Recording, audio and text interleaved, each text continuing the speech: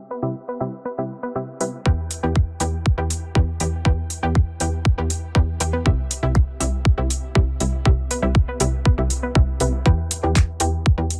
my God, please don't make me do that. Oh my God, I can't believe you're asking me to do that.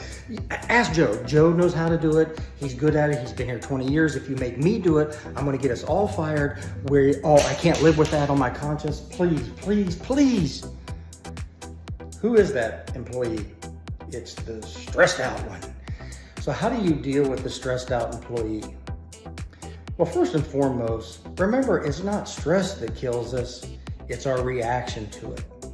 So as a Rockstar leader, when you're working with a stressed out employee, the first and most important thing, I think, is to show their value to the team. Explain to them how important they are and how their cog in the wheel helps the whole team go. Also, encourage growth.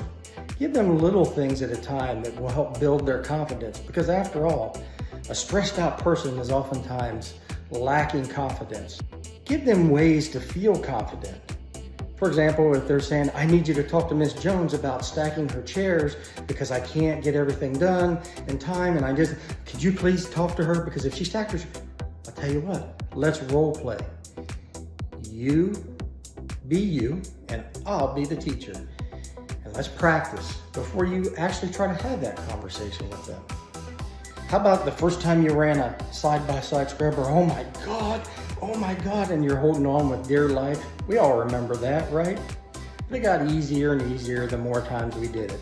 So share stories about your experiences and let them know they'll be okay.